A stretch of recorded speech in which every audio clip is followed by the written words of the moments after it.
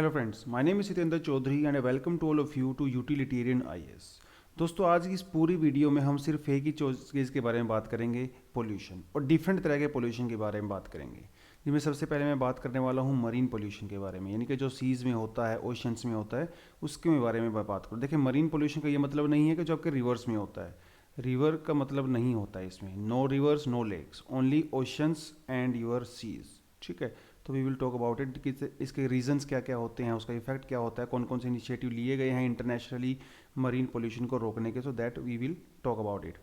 Radio active pollution, ठीक है, radio active आपको पता है, जैसे यूरेनियम जो हमारे न्यूक्लियर पावर प्लांट्स होते हैं, वहाँ से वेस्ट मटेरियल जो प्रोड्यूस होता है, उनसे जो है रेडियो एक्टिव पोल्यूशन होता है। तो उसके टाइप्स और इफेक्ट्स वगैरह के बारे में हम लोग बात करेंगे। फिर हम लोग बात करने वाले हैं ई वेस्ट।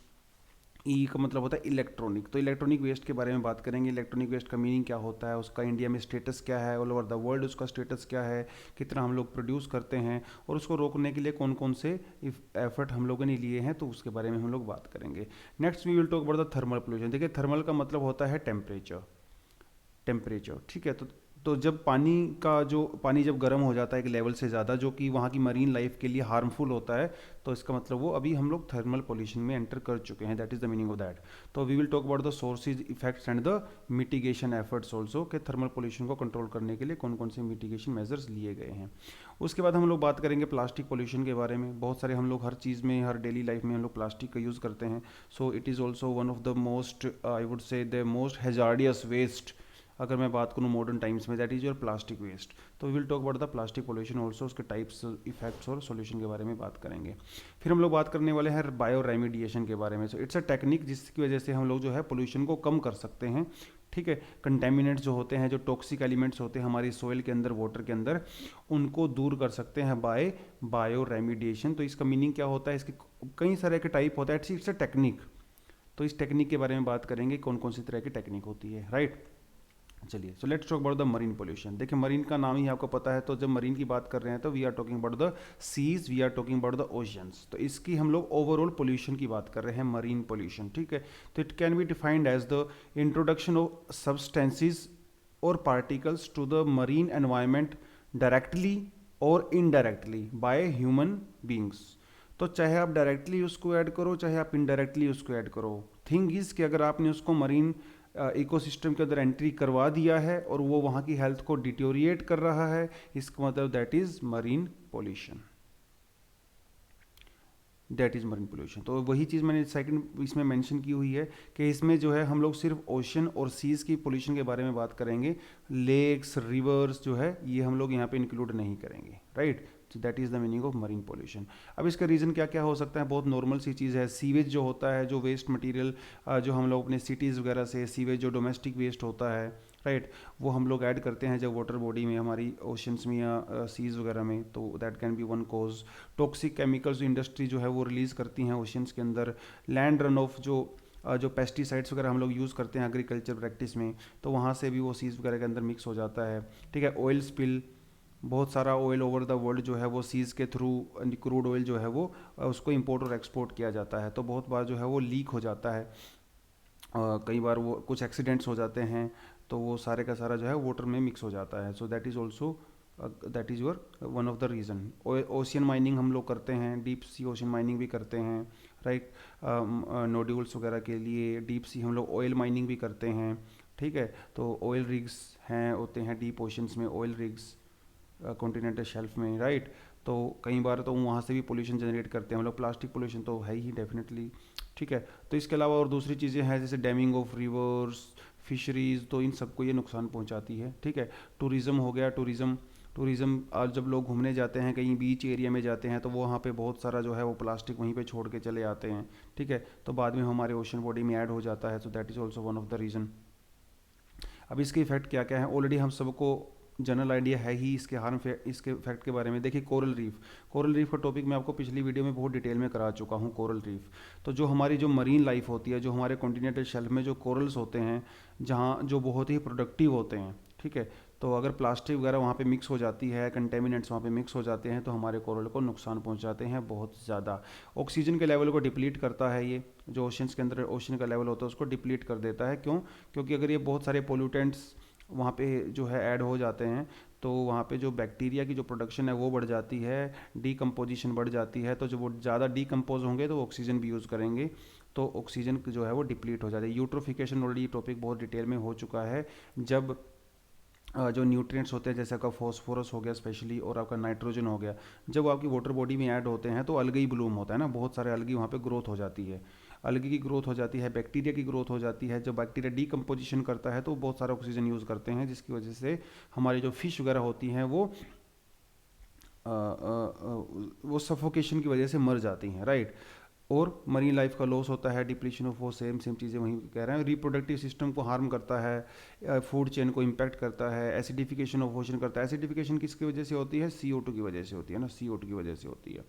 तो जब ज़्यादा यूट्रोफिकेशन की वजह से भी जो है CO2 ऐड होता है, CO2 ऐड होता है। बिकॉज अगर अलगी ग्रो करता है, पिछली वीडियो में आपको डिटेल में करा चुका हूँ, देखिए जब अलगी ग्रो करता है तो नाइट टाइम में तो रेस्पिरेशन करेगा ना, रेस्पिरेशन। तो ज़्यादा जब अलगी होगा तो नाइट टाइम में जो एस्पिरेशन करेगा, CO2 प्रोड्यूस करेगा, तो वो CO2 आपके वाटर में ऐड हो जाती है, जिसकी वजह से एसिडिफिकेशन बढ़ जाता है वाटर बॉडीज़ का। अब इसको रोकने के लिए कुछ ग्लोबल एफर्ट्स लिए गए हैं, तो let's talk about some global efforts also. Global programme for action, GPA जिसको बोलते हैं, global programme for action for the protection of marine environment from the land based activity. देखिए लैंड बेस्ड एक्टिविटीज़ पे आपने फोकस करना है। तो ये जो प्रोग्राम चला हुआ है GPA, ये सिर्फ लैंड बेस्ड एक्टिविटीज़ के लिए ही है, ओशन बेस्ड एक्टिविटी के लिए नहीं है। जैसे कोई ओशन जो है, अगर कोई क्रूड ऑयल को, अगर कॉन्टिनेंटल शेल्फ में कोई ओशन जो कोई ऑयल रिग अगर लगाया गया है, तो ये उसके लिए नहीं है। This is only for the land based activities, ठीक है।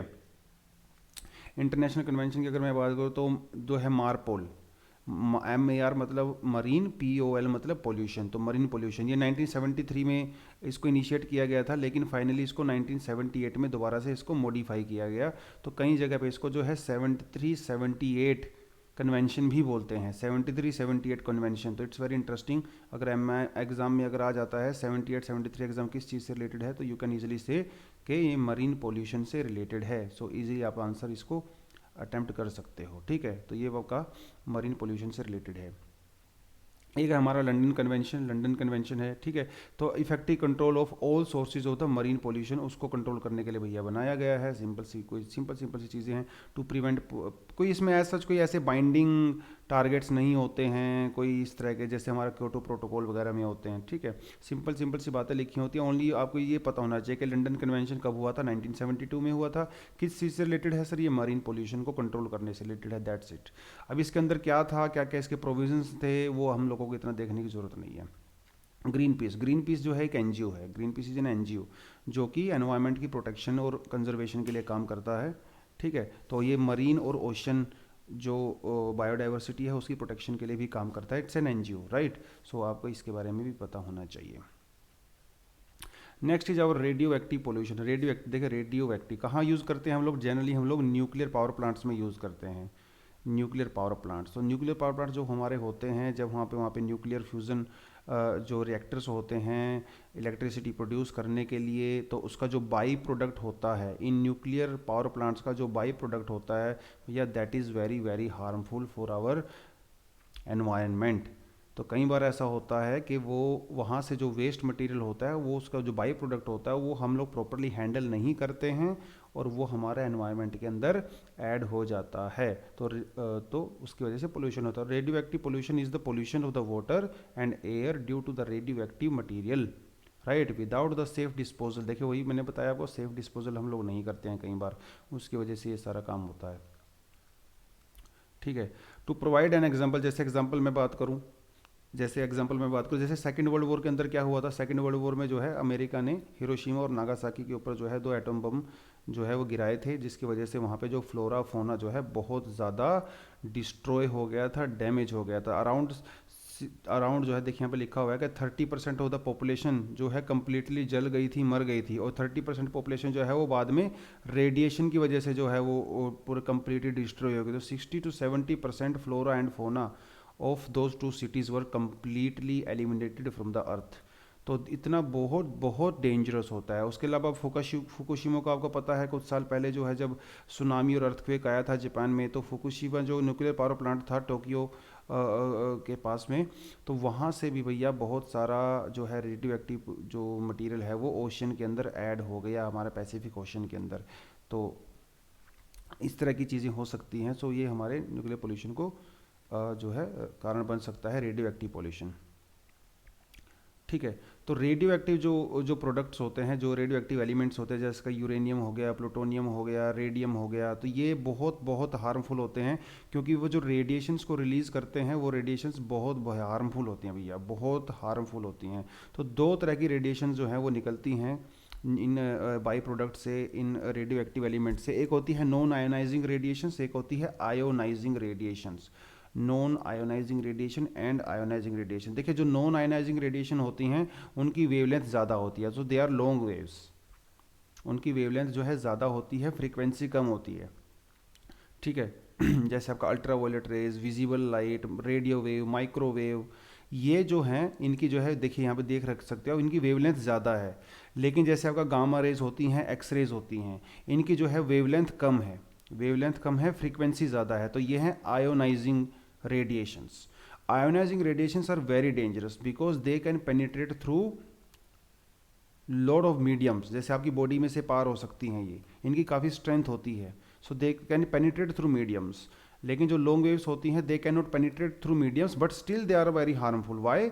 बिकॉज वो उन, जैसे मान लो बाद में जैसे अगर आप देखो यहाँ पे लिखा है कैनोनाइजिंग क्या करते हैं, ये उन आपकी बॉडी के उन पार्ट्स को नुकसान पहुंचाते हैं जो इनको ऑब्जॉर्व करते हैं। देखिए जो इनको ऑब्जॉर्व नहीं करते उसको नुकसान नहीं पहुंचाते हैं, लेकिन सपोज सम आपके कुछ सेल जो है आपकी बॉडी के अंदर वो इनको ऑब्जॉर्व कर लेते हैं, तब ये नुकसान करते हैं आपका। लेकिन इनकी इनकी जो है पेनिट्रेशन पावर जो है वो पेनिट्रेशन पावर जो है ज़्यादा नहीं होती है। ठीक है। लेकिन जो आयनाइजिंग रेडिएशन होती है जैसे आपकी गामा रेज हो गई, एक्स रेज हो गई, उनकी जो है काफ़ी पेनिट्रेशन पावर काफ़ी ज़्यादा होती है, उनकी फ्रीक्वेंसी काफ़ी हाई होती है, वेवलेंथ कम होती है। ये ज़्यादा डेंजरस है, जो आयोनाइजिंग होती हैं वो ज़्यादा डेंजरस होती हैं।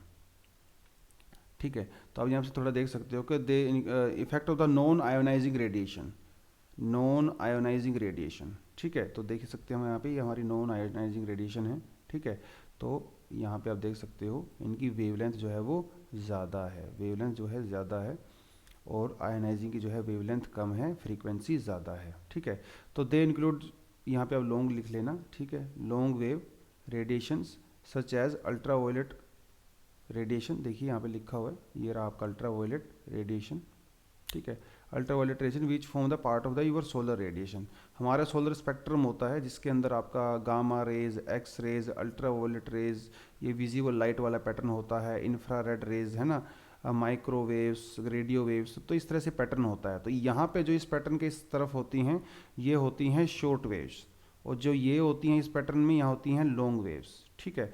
लॉन्ग वेव्स और शॉर्ट वेव्स, शॉर्ट वेव्स जो है ज़्यादा पावरफुल होती है, इनकी फ्रीक्वेंसी ज़्यादा होती है as compare to the long waves. तो ये जो नॉन आयनाइजिंग रेडिएशन होती हैं they have a low penetrating power, they have a low penetrating power, so they effect only those cells, हमारी बॉडी के उन ही सेल्स को इम्पैक्ट करती हैं जो इनको ऑब्जॉर्व करते हैं। जैसे आपकी आँखें वगैरह जो है इनको ऑब्जॉर्व कर सकती हैं, तो बच के रहना चाहिए।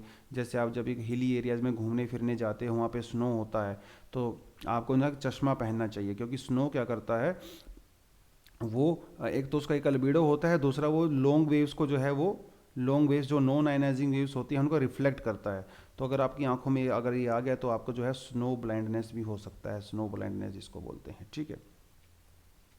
आयनाइजिंग रेडिएशन तो भैया बहुत डेंजरस होती है, जैसे आपकी एक्स रेज, गामा रेज है ना, कॉस्मिक रेज जो दूसरे स्टार से आती है हमारे अर्थ के ऊपर, तो they are very dangerous, they have very high penetration power, high penetration power. तो वो क्या कर सकती हैं, बर्न कर सकती हैं, हमारे टिश्यूज़ को डेड कर सकती हैं, हमारे जो डीएनए होता है डीएनए के अंदर चेंज कर सकती है, म्यूटेशन कर सकती है, कैंसर के लिए भी रिस्पॉन्सिबल हो सकता है, ट्यूमर्स हो सकते हैं। भैया जितनी भी गंदी से गंदी बीमारी हैं वो जो है इनकी वजह से हो सकती हैं। ठीक है। और बहुत सारे केस में जो है डेथ भी हो सकती है अगर आप एक प्रोलॉन्ग्ड पीरियड ऑफ टाइम के लिए जो है अगर इनसे एक्सपोज होते हो, तो it can cause death also. अगर मैं बात करूँ जैसे अल्फा पार्टिकल्स, बीटा पार्टिकल्स और गामा पार्टिकल्स, तो गामा जो जो क्योंकि स्पेक्ट्रम में आपने देख ही लिया है ना, यहाँ पे गामा रेज होती हैं, यहाँ पे रेडियो वेव्स होती हैं। तो ये जो गामा रेज होती हैं they are very very dangerous, है ना, they can penetrate through many mediums, powerful होती हैं काफ़ी। तो बहुत मैसिव कंक्रीट स्ट्रक्चर्स लगाए जाते हैं, कई कई मीटर थिक कंक्रीट स्ट्रक्चर लगाए जाते हैं इसको रोकने के लिए, ठीक है। उसमें के बावजूद फिर भी ये थोड़ा बहुत लीक हो सकती है, लेकिन अल्फा वेव जो है आपकी ह्यूमन जो स्किन होती है वो भी इनको रोक सकती है, बहुत ज़्यादा पावरफुल होती नहीं है। बीटा वेव जो है मीडियम में होती हैं, they can penetrate through the human skin, but they can be blocked by some metal और सम ग्लास वगैरह से उसको आप ब्लॉक कर सकते हो, लेकिन गामा रेज को ब्लॉक करना is very very difficult task, बहुत ही मैसिव कंक्रीट स्ट्रक्चर लगाने पड़ते हैं इनको रोकने के लिए। अब इसके सोर्स क्या क्या हो सकते हैं, देखिए कुछ नेचुरल सोर्स होते हैं, हमारे नेचर के अंदर ही जो है रेडियो एक्टिव एलिमेंट्स मिलते हैं, रेडियम 224, यूरेनियम, पोटेशियम 40, कार्बन 40, ये सब नेचर के अंदर बेसिकली पाए जाते हैं। मैन मेड में तो सबका सब जो है न्यूक्लियर ही आएगा, nuclear power plants, nuclear weapons, transportation of nuclear material, disposal of nuclear material, uranium mining, radiation therapy, तो इन सब की वजह से आता है, ठीक है। और नेचर के अंदर तो खैर होता ही है। अब इसके इफेक्ट क्या क्या हो सकते हैं, effects of the effect of the radio active pollutants depend on the following factors, ठीक है। हाफ लाइफ, देखिए जो भी हमारे रेडियो एक्टिव एलिमेंट्स होते हैं, जो भी रेडियो एक्टिव एलिमेंट्स होते हैं वो डीके होते रहते हैं, डीके, ठीक है। तो जो आपका रेडियो एक्टिव एलिमेंट होते हैं वो धीरे धीरे डीके होके सिंपल एलिमेंट में कन्वर्ट होते रहते हैं, सिंपल, जैसे यूरेनियम है, यूरेनियम जो है वो रेडोन में कन्वर्ट हो जाता है, रेडियम में कन्वर्ट हो जाता है, बाद में जो है लेड में कन्वर्ट हो जाता है, लेड। अब यूरेनियम जो है ये अनस्टेबल है, लेकिन लेड जो है वो स्टेबल है, क्योंकि ये डिस्ट्रॉय होता रहता है, डिके होता रहता है धीरे धीरे, ठीक है। तो ये डिके होने की जो इनकी लाइफ होती है उसको हम लोग हाफ लाइफ भी कई बार बोल देते हैं, ठीक है, कि ये हाफ जो है कितने साल में डिके होता है, that is called half life. तो all the radio active elements they keep on decaying and they take some time, ठीक है, तो that is called the half time. तो इसको भी कैलकुलेट करके हम लोग जो है उसके इम्पैक्ट को पता कर सकते हैं। एनर्जी रिलीजिंग कैपेसिटी के, कौन रेडियो एक्टिव एलिमेंट कितना एनर्जी रिलीज कर रहा है तो उतना ही नुकसान पहुंचाएगा, तो इसको भी कर सकते हैं। रेट ऑफ डिफ्यूज़न, अगर कोई बहुत ज़्यादा डिफ्यूज़ हो रहा है इसका मतलब उससे बहुत ज़्यादा रेडिएशन जो है रिलीज़ हो रही हैं, तो it would be more dangerous, है ना। तो अगर रेट ऑफ डिफ्यूज़न स्लो होगा तो वो कम डेंजरस होगा, ठीक है। तो ये जो है यहाँ पे कुछ फैक्टर्स आप देख सकते हो। अब बात करते हैं ई वेस्ट की। ई वेस्ट, ई का मतलब होता है इलेक्ट्रॉनिक, तो हम बात करते हैं इलेक्ट्रॉनिक वेस्ट की, जो आपका मोबाइल होता है, लैपटॉप होता है, टीवी होते हैं, बहुत सारे इलेक्ट्रॉनिक प्रोडक्ट आप यूज़ करते हो। अब ये सारी, ऐसा तो नहीं है कि हमेशा हमेशा चलते रहेंगे, है ना, तो कुछ टाइम, इनका कुछ लाइफ साइकिल होता है, कुछ लाइफ टाइम होता है इनका, तो उसके बाद जब इनको हम लोग एज अ वेस्ट इनको हम लोग डिस्कार्ड कर देते हैं तो उसको बोलते हैं इलेक्ट्रॉनिक वेस्ट। अब जो आपके इलेक्ट्रॉनिक प्रोडक्ट होते हैं इनमें हम बहुत सारे हार्मफुल और टॉक्सिक एलिमेंट्स का यूज़ करते हैं, जैसे मरकरी, ठीक है, मरकरी कैडमियम। अभी दे भैया ये बहुत डेंजरस हैं, अगर ये हमारी सोइल के अंदर आ गए और आपकी बॉडी के अंदर आ गए, हमारे हमारे अगर ये फूड चेन का पार्ट बन जाते हैं, so they can be very dangerous for us. तो इलेक्ट्रॉनिक वेस्ट को प्रॉपरली हैंडल करना, इनको प्रॉपरली मेंटेन करना, इनको रिसाइकिल करना जो है बहुत ज़्यादा ज़रूरी है। जैसे हमारा कंप्यूटर, मोबाइल, कंज्यूमर इलेक्ट्रॉनिक वगैरह हो गया, तो यहाँ से ये हमारे एटमॉस्फेयर के अंदर ऐड हो जाता है। अब कुछ यहाँ पे स्टैट्स दिए गए हैं, आप स्टैट्स को देख सकते हो, ठीक है। कुछ फैक्चुअल इन्फॉर्मेशन यहाँ पे दी गई है कि इंडिया में जो है क्या सिचुएशन है। ग्लोबल ई वेस्ट मॉनिटर ने जो है 2017 में बताया था कि इंडिया में जो है 2 मिलियन टन जो है वो इलेक्ट्रॉनिक वेस्ट हर साल जो है हम लोग प्रोड्यूस करते हैं। This is a huge amount. हालांकि इंडिया 5th स्टेज पे है, बट इट इज़ स्टिल, है ना, सो मच। तो यूएस से पहले नंबर पे है, China, Japan, Germany and then India. India is on the 5th place, ठीक है, India on the 5th place. तो अगर मैं रिसाइकलिंग की बात करूँ तो इंडिया में रिसाइकलिंग कोई बहुत बड़े लेवल पे नहीं किया जाता है। ई वेस्ट की जो इशू है वो भी इंडिया में काफ़ी ज़्यादा है। पहली बात तो हम लोग ई वेस्ट जनरेट ज़्यादा करते हैं, दूसरा हम लोग उसको रिसाइकिल भी नहीं कर पाते हैं, हमारे पास प्रॉपरली सुविधाएं नहीं हैं, हम लोगों के पास टेक्नोलॉजी नहीं है इसको रिसाइकिल करने की। लेकिन अभी इंडिया में जो है भोपाल के अंदर, मध्य प्रदेश भोपाल में इंडिया का पहला ई वेस्ट क्लिनिक खोलने की बात चल रही है। लेट्स सी ये कब पूरा होता है, तो थोड़ा बहुत हम लोग ई वेस्ट को रिसाइकिल कर सकते हैं। 2016 में जो है ई वेस्ट मैनेजमेंट रूल हम लोगों ने बनाए थे ताकि ई वेस्ट को थोड़ा सा कंट्रोल किया जा सके। तो ministry of environment, forest and climate change, आप इस मिनिस्ट्री को ध्यान रखना है, ठीक है। इसने जो है ई वेस्ट मैनेजमेंट रूल 2016 को लॉन्च किया था। उससे पहले ये 2019 में था, लेकिन 2016 में इसको अमेंडमेंट किया गया था, ठीक है।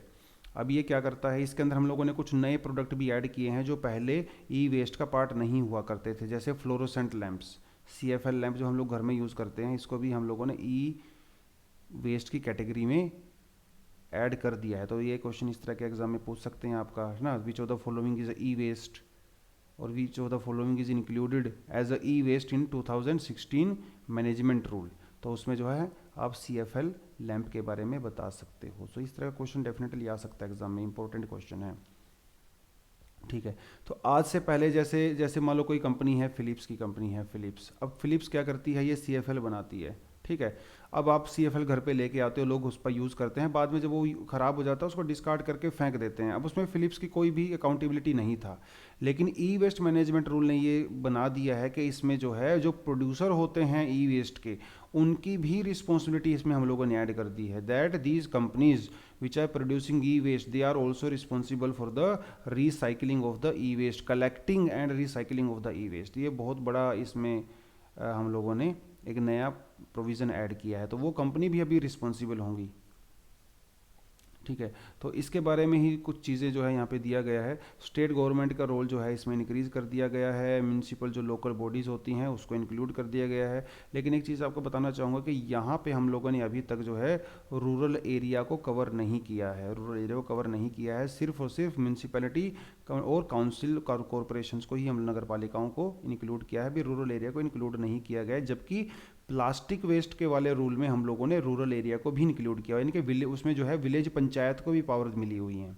ठीक है, तो प्लास्टिक वाले में सिर्फ और सिर्फ म्यूनिसिपैलिटीज़ को मिला हुआ है, इसमें सॉरी ई वेस्ट वाले में सिर्फ और सिर्फ म्यूनिसिपैलिटीज़ को, लेकिन प्लास्टिक वाले में जो है म्यूनिसिपैलिटीज़ को भी और विलेज पंचायत को भी जो है पावर हमने दी है। थर्मल पोल्यूशन क्या कहता है, देखिए जब वाटर एक लेवल से ज़्यादा गर्म हो जाता है और वो मरीन लाइफ को जो है नुकसान पहुँचाता है, ठीक है, वहाँ पे जो मरीन लाइफ होती है तो उसको बोलते हैं थर्मल पोल्यूशन। थोड़ा बहुत गर्म हो जाता है तो चलता है, कोई दिक्कत नहीं है। ठीक है, लेकिन एक हद से ज़्यादा जब गर्म हो जाएगा, लिमिट से ज़्यादा गर्म हो जाए तो दैट इज़ द थिंग। ठीक है, तो that is called your thermal pollution. इसके सोर्स क्या क्या हो सकते हैं, definitely thermal power plant, coal fired power plant, industrial effluents, तो इंडस्ट्रियल वेस्ट होता है वो भी गर्म होता है। ठीक है, domestic waste, sewage, hydro electric plant, nuclear power plant, तो इनमें से क्या करते हैं जो हम लोग वार्म वाटर या फिर जो पोल्यूटेंट्स जो हैं वो हम लोग ऐड करते हैं वाटर बॉडीज़ में। Now they are very dangerous for the marine life, they are very dangerous for the marine life. ठीक है, तो ये नुकसान करते हैं।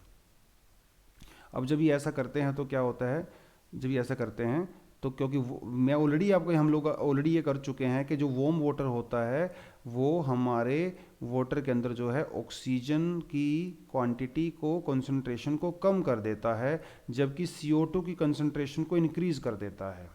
जब CO2 की कंसंट्रेशन इंक्रीज होती है और ऑक्सीजन की डिक्रीज होती है तो हमारे वाटर की जो है एसिडिसिटी बढ़ जाती है, एसिडिसिटी तो एसिडिक हो जाता है। ठीक है, तो मरीन लाइफ के लिए बहुत डेंजरस होता है। तो इसके हार्मफुल इम्पैक्ट क्या है ऑलरेडी हम लोग कर ही चुके हैं। डिजोल्व ऑक्सीजन को कम कर देगा, वाटर की प्रॉपर्टीज़ को चेंज कर देगा, टॉक्सिसिटी कर देगा, बायोलॉजिकल एक्टिविटी को डिसरप्ट कर देता है। ठीक है, तो ऑल दीज थिंग्स नॉर्मल से बिल्कुल सिंपल से पॉइंट है, कोई बहुत ज़्यादा फैंसी पॉइंट नहीं है यहाँ पे। ठीक है, और थर्मल प्लांट, इसको पोल्यूशन को कैसे हम लोग कंट्रोल कर सकते हैं, कैसे इसको हम लोग कम कर सकते हैं, ऑल दीज थिंग्स। हम लोग क्या कर सकते हैं, जो इंडस्ट्री से जो वाटर आता है हार्मफुल, जो वार्म वाटर आता है उसको हम लोग कूलिंग कर सकते हैं, उसको रिसाइकिल कर सकते हैं। ठीक है, हम कोई वाटर बॉडीज़ ऐड कर सकते हैं वहाँ पे, आर्टिफिशियल वाटर बॉडीज़। तो पहले वाटर इसके अंदर जाएगा, यहाँ पे कूल डाउन होके उसके बाद जो है वो हमारी ओशन के अंदर जाएगा। तो ये इस तरह के प्रोविजंस भी हो सकते हैं।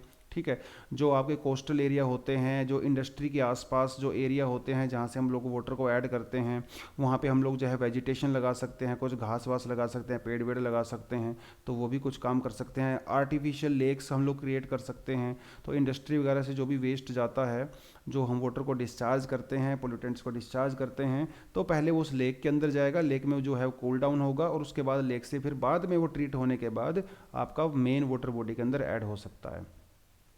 प्लास्टिक पोल्यूशन की बात करें, so this is one of the gravest problem of the modern times. भैया अगर आप मॉडर्न टाइम की बात करो तो सबसे बड़ी प्रॉब्लम है प्लास्टिक पोल्यूशन, प्लास्टिक पोल्यूशन। ठीक है, तो accumulation of the plastic waste in the environment is called your plastic pollution. ठीक है। ये प्राइमरी प्लास्टिक होती है, सेकेंडरी प्लास्टिक होती है। देखिए प्राइमरी प्लास्टिक का मतलब जैसे सिगरेट बट्स, बोटल्स, कैप्स। अब ये क्या है, ये जो है बहुत समय तक जो है आपके एनवायरनमेंट के अंदर जो है लास्ट कर सकते हैं। They are non biodegradable in a sense, ठीक है। अब एक बार अगर वो आपके एटमॉस्फेयर के अंदर, सोइल के अंदर चले गए तो वो लाखों साल तक वहाँ पे सस्टेन कर सकते हैं। सेकेंडरी प्लास्टिक वो होती हैं जो प्राइमरी प्राइमरी ही जब डिग्रेड होने लगती हैं एक टाइम के बाद, तो उनको बोलते हैं सेकेंडरी प्लास्टिक। तो यूनाइटेड नेशन प्लास्टिक कलेक्टिव, ये इन्होंने स्टडी करके बताया है कि ऑल ओवर द वर्ल्ड जो है 9.46 million ton of plastic waste annually जो है इंडिया रिलीज करता है हमारे एटमॉस्फेयर के अंदर, हमारे इकोसिस्टम के अंदर।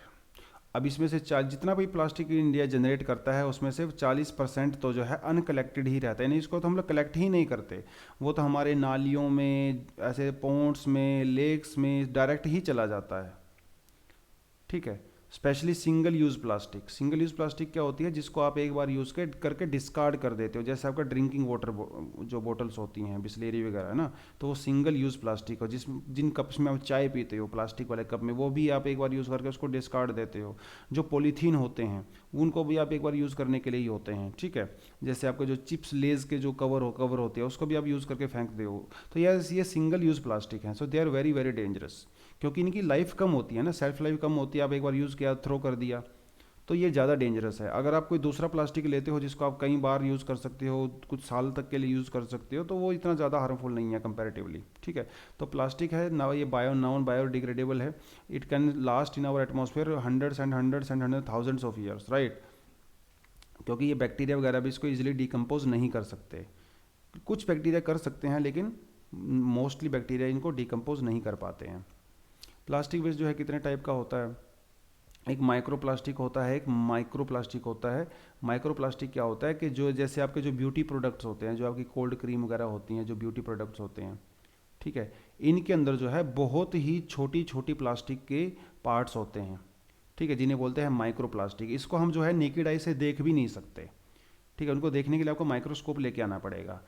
तो इनका साइज़ जो है वो 5 मिलीमीटर से भी कम होता है। They are very very tiny in size. ताकि ब्यूटी प्रोडक्ट्स में, कॉस्मेटिक वगैरह में यूज़ करते हैं, पर्सनल केयर प्रोडक्ट्स वगैरह में यूज़ करते हैं, जो इंडस्ट्रियल स्क्रबर्स होते हैं वहाँ पे हम लोग माइक्रो प्लास्टिक्स का यूज़ करते हैं, ठीक है। तो so that is the thing, बहुत बहुत डेंजरस है, बिकॉज हम इसको देख भी नहीं सकते हैं। जब देख नहीं पाएंगे तो इनको कलेक्ट करना, उनको रिसाइकिल करना तो और भी ज़्यादा डेंजरस है, ठीक है।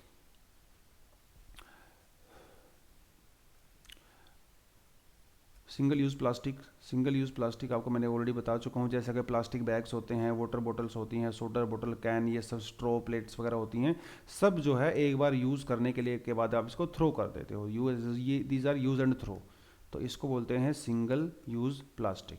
तो इंडिया ने जो है कमिटमेंट किया है कि 2022 तक जो है हम लोग सिंगल यूज़ प्लास्टिक को इंडिया से कम्प्लीटली एलिमिनेट कर देंगे।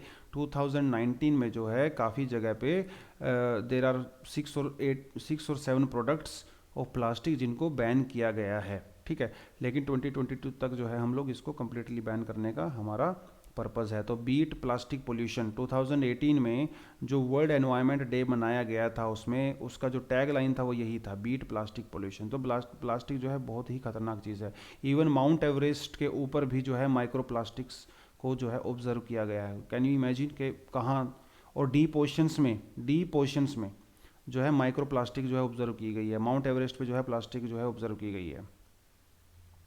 So this is very dangerous, ठीक है। तो प्लास्टिक वेस्ट का इंडिया में क्या है scene, central pollution control board जो है उसके अकॉर्डिंग उसने डेटा निकाला है कि इंडिया में जो है 26,000 टन ऑफ प्लास्टिक जो है वो हर दिन ऐड की जाती है। अब इस 26,000 में से जो है 10,000 को तो हम कलेक्ट ही नहीं कर पाते, ओनली 16,000 टन को कलेक्ट कर पाते हैं। तो ये 10,000 कहाँ जाता है, तो वहीं पड़ा रहता है ना। तो ये तो नुकसान करेगा, इकोसिस्टम को डिस्ट्रॉय कर देगा, वो करता भी है,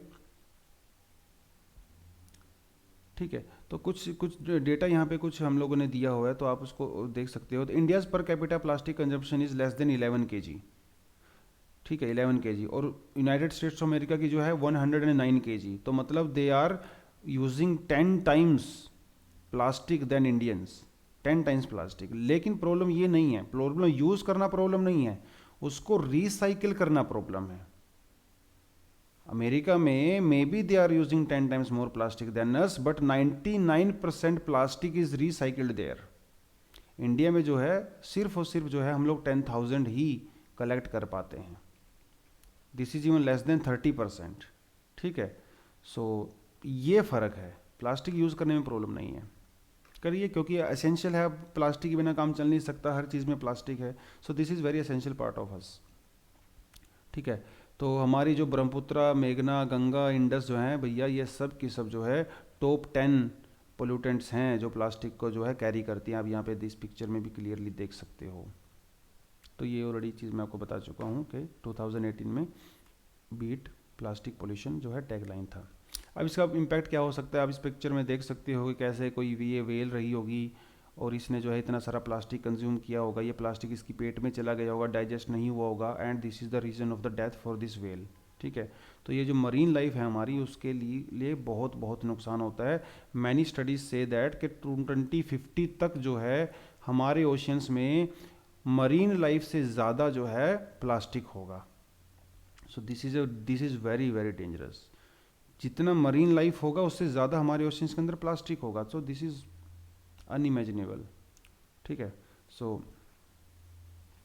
फिश को किल करता है, हमारी फिशिंग को नुकसान पहुंचाता है। ठीक है, फिशरीज़ को, टूरिज्म सेक्टर को भी नुकसान पहुंचाता है। तो इसकी वजह से जो है लोकल जो उनका रिवेन्यू कम होता है, लोकल लोगों का जो है वो उनकी इनकम कम हो जाती है, क्योंकि टूरिज्म कम हो जाता है। ठीक है, और उसके अलावा भी बहुत सारे इम्पैक्ट है। हमारे कोरल रीफ को इम्पैक्ट करता है। ठीक है, केमिकल्स जो प्लास्टिक वेस्ट में से जो इनमें से जो प्लास्टिक इन केमिकल्स जो रिलीज होते हैं वो हमारे ग्राउंड वाटर के अंदर भी ऐड हो सकते हैं।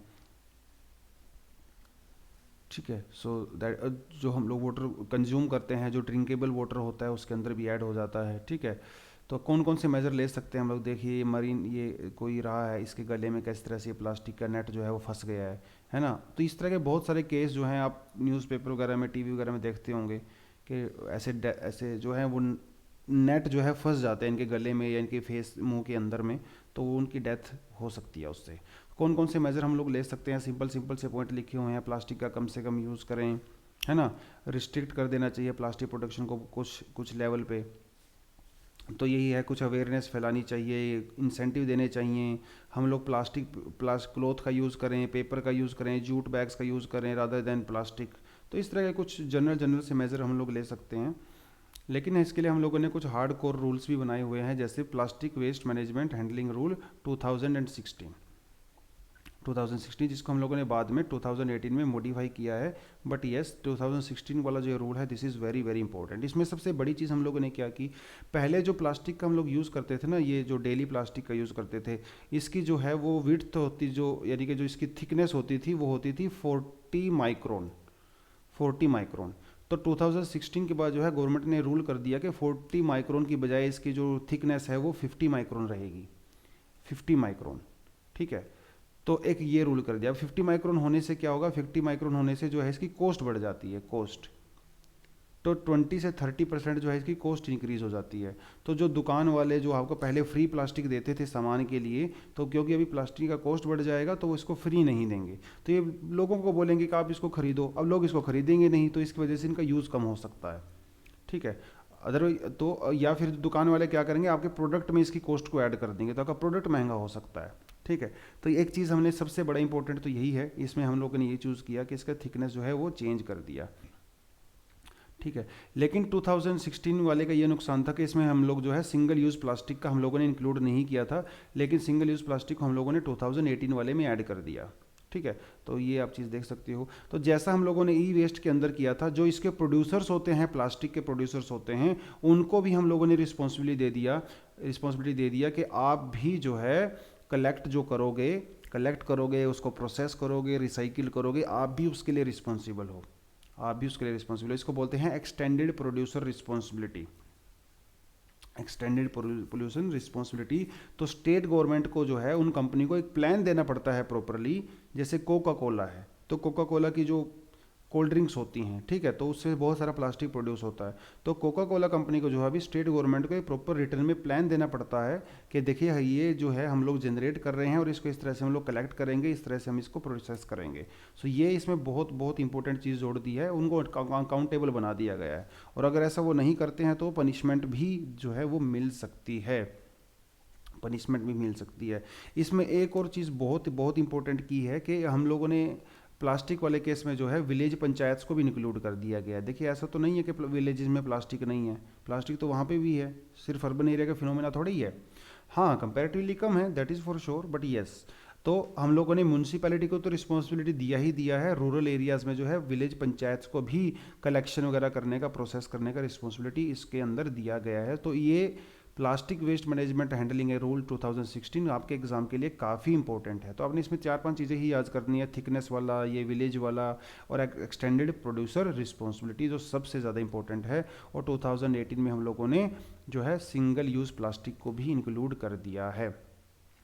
तो यूनाइटेड नेशन का जो है वो अन प्लास्टिक, ये आप देख सकते हो UN प्लास्टिक कलेक्टिव, जो यूनाइटेड नेशन का ये एक प्रोग्राम है, इनिशिएटिव है, ठीक है, जो इसने इंडिया में जो है WWF इंडिया के साथ कलेक्टिव करके इसको लिया था, ताकि हम लोग क्या कर सकें, जो प्लास्टिक, देखो प्लास्टिक तो रिलीज होगा ही होगा एटमॉस्फेयर में, है ना, तो उसको हम लोग रिसाइकिल कर सकते हैं। रिसाइकिल करने के बाद जो क्या होगा, जो वो नुकसान करता है, यानी कि उसको एक्सटर्नैलिटीज़ को जो है वो मिनिमाइज़ करना है, मिनिमाइज़ करना है, यानी कि उसका प्लास्टिक हम कहीं दूसरी चीज़ों में यूज़ कर सकते हैं, रोड बनाने में यूज़ कर सकते हैं, है ना, रिसाइकिल करके कुछ दूसरा प्रोडक्ट उससे हम लोग बना सकते हैं, ठीक है।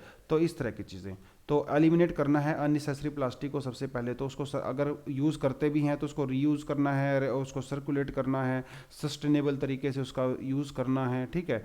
कम्युनिटी में मीनिंगफुल एंड मीजरेबल एक्शन लेना है, अगर आप उसको कलेक्ट वगैरह करते हो तो उसके लिए एक्शन लेना है। एक चीज़ यहाँ पे होती है बायो रेमिडिएशन। देखिए रेमेडी का मतलब क्या होता है, रेमेडी का मतलब होता है जब आप किसी चीज़ को फिक्स करने के लिए जो है कुछ मेजर्स लेते हैं, that is the meaning of remedy. Bio का मतलब होता है, बायो से आप समझ सकते हो लिविंग थिंग, लिविंग यानी बैक्टीरिया, आप यहाँ से समझ सकते हो बैक्टीरिया।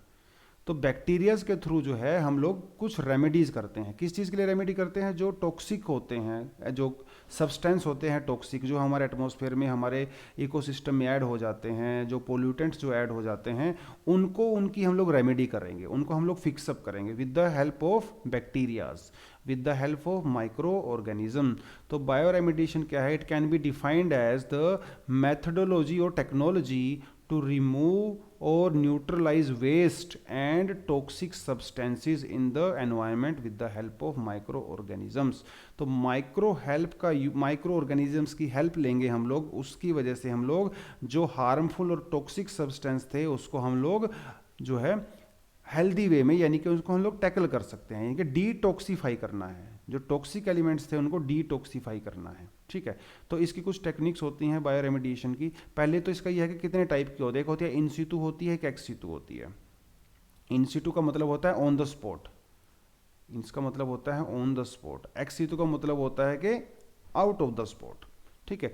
जैसे मान लो किसी पर्टिकुलर एरिया में कोई सोइल है, उसके अंदर काफ़ी ज़्यादा कंटेमिनेंट्स हो गए हैं, टॉक्सिसिटी हो गई है, तो अगर मैं सिर्फ उसी जगह पे उस सोइल को अगर मैं ट्रीट करता हूँ, उसका मतलब होता है इन सितु। अगर मैं उस सोइल को वहाँ से कलेक्ट करके किसी दूसरी जगह पे लेके जाता हूँ, वहाँ पे जाकर उसको ट्रीट करता हूँ, उसका मतलब होता है एक्स सितु। जैसे हम लोग कंजर्वेशन ऑफ बायोडाइवर्सिटी में पढ़ा था, तो उसके भी दो तरीके होते हैं, इन सितु और एक्स सितु, यानी कि जब जो नेशनल पार्क्स होते हैं, जो बायोडाइवर्सिटी रिजर्व्स होते हैं, है ना, बायोस्फीयर रिजर्व्स वगैरह हमारे होते हैं, वो होते हैं इन सितु, क्योंकि उस जंगल के अंदर ही आप उनको प्रिजर्व कर रहे हो। एक होते हैं हमारे जूस होते हैं, जू, तो जू में क्या करते हो आप, जो एनिमल्स को पकड़ के लेके आते हो, जू में डालते हो और वहाँ पे उसको कंजर्व करते हो, तो वो है एक्स सितु, है ना। एक्स मतलब एक्सटर्नल, और सितु का मतलब होता है साइट, यानी कि कोई वो जगह है जहाँ पे वो लोग रहते हैं, हैबिटाट, ठीक है। तो हम लोग बायो रेमेडिएशन भी ऐसे ही करते हैं, दो तरीके से करते हैं। तो इन सिटू बायो रेमेडिएशन की कुछ टेक्निक्स हैं, बायो वेंटिंग, बायो स्पार्जिंग, बायो ऑगमेंटेशन। इन सभी में जो है हम लोग बैक्टीरिया यानी कि माइक्रो ऑर्गेनिजम्स का यूज़ करते हैं। बायोवेंटिंग में हम लोग क्या करते हैं, सोइल के अंदर जो है हम लोग ऑक्सीजन की सप्लाई को बढ़ा देते हैं, जिससे बैक्टीरिया की जो है पॉपुलेशन बढ़ जाती है और वो प्रॉपरली डीकम्पोज कर सकते हैं। बायोस्पार्जिंग में जो कि हम लोग क्या करते हैं, जो ग्राउंड वाटर होता है, ग्राउंड वाटर के अंदर हम लोग जो है ऑक्सीजन की जो है कंटेंट को बढ़ा देते हैं, ताकि प्रॉपर तरीके से बायोलॉजिकल डिग्रेडेशन हो सके। तो ये कुछ टेक्निक्स हैं, आप इनको देख सकते हो। ऑयल जैपर क्या होता है, जो ऑयल स्पिल हो जाते हैं हमारे ओशंस वगैरह के अंदर, ठीक है। तो ये कुछ ये बैक्टीरिया का मिक्सचर है, it's a mixture of bacteria, Oilzapper जिसको बोलते हैं। तो ये इसके अंदर ये प्रॉपर्टी होती है कि it can consume oil also. तो ये इससे जो है ऑयल को प्रॉपर तरीके से जो है मैनेज कर सकते हैं हम लोग। फाइटो रेमेडिएशन का मतलब होता है जब हम ट्रीज़ वगैरह को यूज़ करते हैं मेटल्स वगैरह को दूर करने के लिए, है ना, अलग से करने के लिए, उसमें कंटेमिनेंट्स को दूर करने के लिए, जब हम लोग पेड़ पौधों का यूज़ करते हैं। को तो कुछ ट्रीज ऐसे होते हैं जो मेटल को जो है अट्रैक्ट करते हैं अपनी तरफ, और तो उसको हम लोग अलग से कर सकते हैं, ठीक है। तो ये थोड़ी थोड़ी सी चीज़ें आप देख सकते हो, ठीक है। XC2 में भी कुछ टेक्निक है, जैसे लैंड फार्मिंग है, वहाँ पे खेती बाड़ी कर सकते हैं, टीलिंग वगैरह कर सकते हैं, सोइल को उलट पलट कर सकते हैं, कंपोस्टिंग में हम उसकी खाद बना सकते हैं, खाद बनाने के बाद उसका यूज़ कर सकते हैं, ठीक है। तो ये कुछ चीज़ें हैं, टेक्निक हैं जिसको आप देख सकते हो। छोटी छोटी टेक्निक है, नाम भी याद रहेगा वो भी काफ़ी है। तो इसी एग्जाम में तो इतना ही पूछेगा, विच of the following is XC2 bio remediation technique, तो उसका आपका नाम पता होना चाहिए बस, ठीक है। विच of the following is in C2, which of the following is XC2, तो इतना ही वो आपसे पूछेगा, ठीक है। So that is all for about this pollution thing. और इसमें जो है कुछ MCQs भी हम लोगों ने दिए हुए हैं, तो you can also see the MCQs। तो that is all for the day. Thank you very much.